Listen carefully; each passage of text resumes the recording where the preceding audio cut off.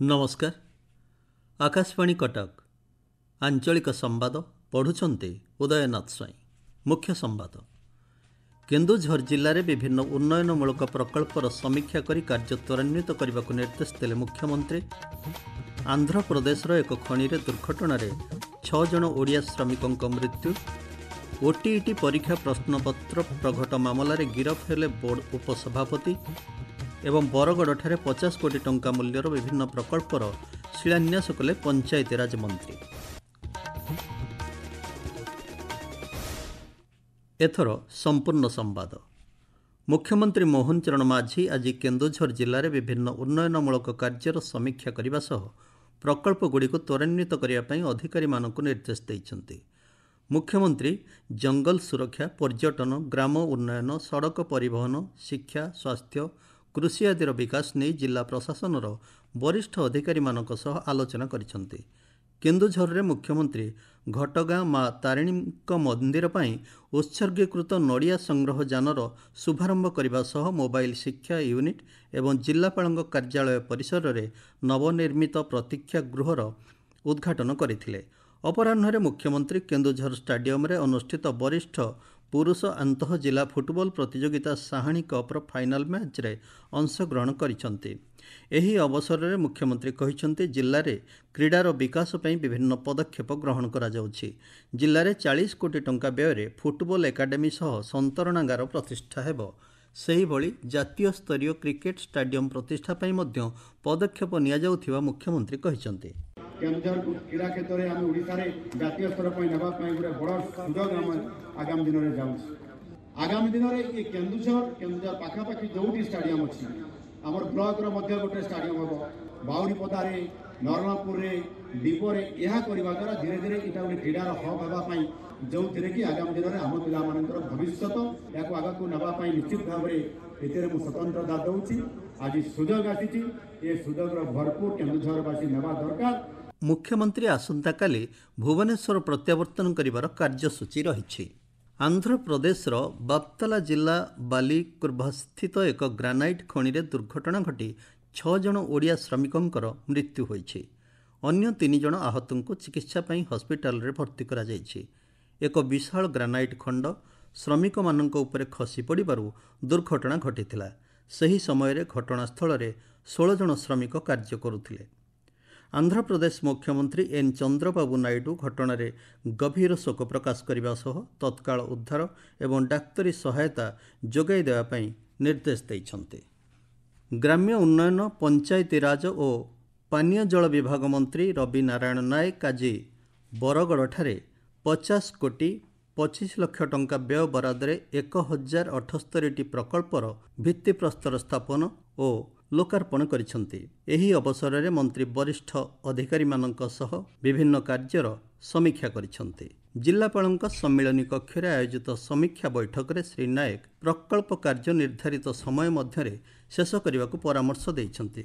एतद् व्यतीत भेडेन एवं बरपाली ब्लॉक रे निर्माणाधीन बृहत जल जोगाण प्रकल्प, ग्राम्य उन्नयन विभाग सेतुबंध, पूर्त विभाग और ग्राम्य उन्नयन विभाग रास्ता निर्माण अग्रगति संपर्क में मंत्री पचारि बुझिथिले। आगामी 1 वर्ष मध्य जिलार समस्त ग्राम को पक्का रास्ता संयोगीकरण निमंते योजना प्रस्तुति लगी विभागीय अधिकारी को श्री नायक निर्देश देइथिले। जिला को दादन मुक्त करने ब्लॉक वारी योजना प्रस्तुत करने को मध्य मंत्री परामर्श देइथिले। श्री नायक विभिन्न योजनार हिताधिकारी मानक कार्यादेश बंटन करने सह ओरमासर 2टी खाद्य प्रक्रियाकरण गोष्ठी को 1 लाख टंकार सहायता राशि प्रदान करथिले। आपण माने आंचलिक संवाद सुनुछन्ति आकाशवाणी कटक केन्द्र। माध्यमिक शिक्षा परिषद द्वारा परिचालित ओटीईटी परीक्षा प्रश्नपत्र प्रघट घटना बोर्ड उपसभापति निहार रंजन महांती को क्राइमब्रांच गिरफ करिछि। यहाकु मिसाई घटना 8 जन को गिरफ करा जाइछि। क्राइमब्रांच पक्षर वर्तमान प्रश्नपत्र प्रघटर विभिन्न दिग नहीं तदंत जारी रही। बोर्ड उपसभापति गिरफ हेबा नहीं क्राइमब्रांच डीजी गणमाध्यम को प्रतिक्रिया कहिसेंति। भोपाल रो गोटे कंपनी ताकर क्वेश्चन प्रिंटिंग रो थिला दायित्व ताकर संगरे एठी कोऑर्डिनेट करूथिले बोर्ड रो निहार रंजन महंती वाइस प्रेसिडेंट ताकर ही दायित्व थिला पूरा क्वेश्चन सेट करबा पाई मैं जते बडे ताकर बयान नै थिलु से कहूतले जे ने मु सब जे आसले तापरे ताकू डिलीट कर दउथिली जे याकर दायित्व जे अछि लैपटॉप के क्वेश्चन के करके से डेलिबरेटली से प्रोटोकॉल के फॉलो करी ना हंती एक्सेस दै छथि जहा फल रे से क्वेश्चन लिखि पड़ला। स्पेशल ओटीईटी परीक्षा आसंता 31 तारिख रे हेबा नै बोर्ड पक्षरु स्थिर करा जायछि। आसंता 22 तारिख रु बोर्ड रो वेबसाइट रे प्रवेश पत्र उपलब्ध हेबो। मुख्यमंत्री जन अभियोग शुणाणी आसंता काली बंद रहिबो।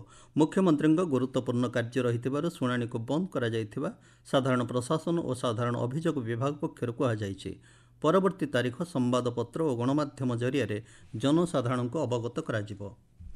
राज्य में फाइलेरिया निराकरण लक्ष्य नहीं आसंता 10 रु 19 तारिख पर्यंत द्वितीय पर्याय सामूहिक औषध सेवन अभियान अनुष्ठित हेबो। एथिरे 12टी जिला को सामिल करा जायछि। रोगी को स्वास्थ्यकर्मी माने औषध प्रदान करने नहीं विभाग पक्षरु सूचना दिया जायछि। राज्य को फाइलेरिया मुक्त करने वर्ष को 2टी पर्यायर यह अभियान करा जाउछि।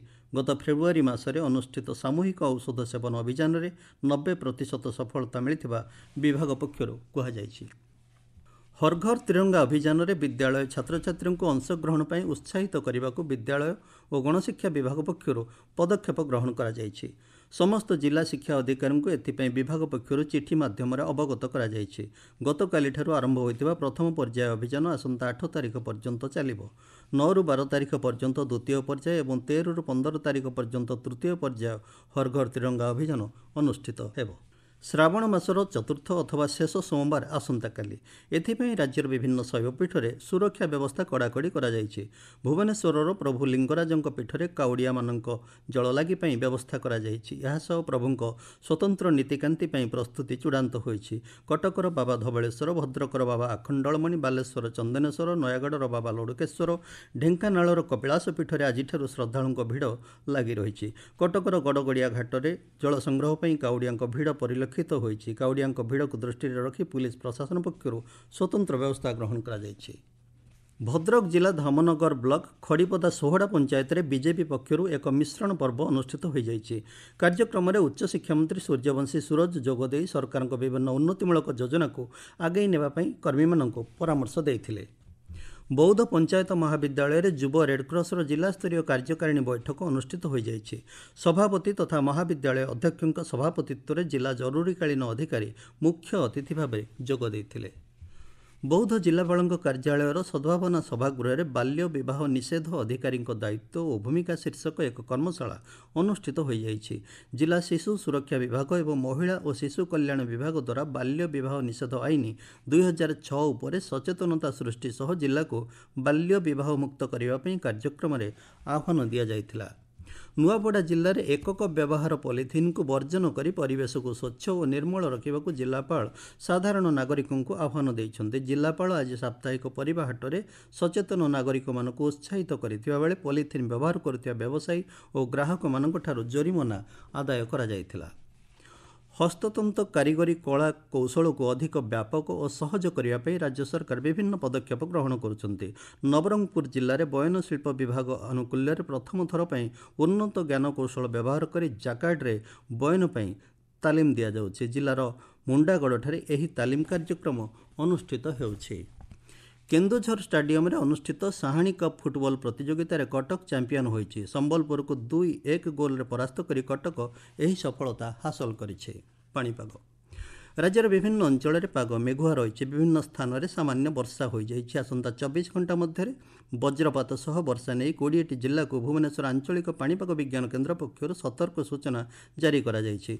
चलित मौसुमी ऋतु गत जून 1 आज पर्यंत राज्य में हाराहारी 622 मिलीमीटर ऊर्ध्व वर्षा होइछि। गत वर्ष तुलन में चलित वर्ष 6% अधिक वर्षा होइथिबा जणा पड़िछि। 8टी जिले में अत्यधिक, 18टी जिले में स्वाभाविक और 4टी जिले में नियंटिया वर्षा होइथिबा पाणीपाग विज्ञान केन्द्र पक्षर सूचना मिली। मुख्य संवाद पुणी थे। केन्दुझर जिले में विभिन्न उन्नयनमूलक प्रकल्पर समीक्षा कर कार्य त्वरान्वित करने को निर्देश देले मुख्यमंत्री। आंध्र प्रदेश एक खनि दुर्घटन 6 जन ओडिया श्रमिकों मृत्यु। ओटीईटी परीक्षा प्रश्नपत्र प्रघट मामलें गिरफ हेले बोर्ड उपसभापति। एवं बरगढ़ 50 कोटी टंका मूल्यर विभिन्न प्रकल्पर शिलान्यास कले पंचायती राज मंत्री। आंचलिक संवाद आज एतिक शेष। नमस्कार।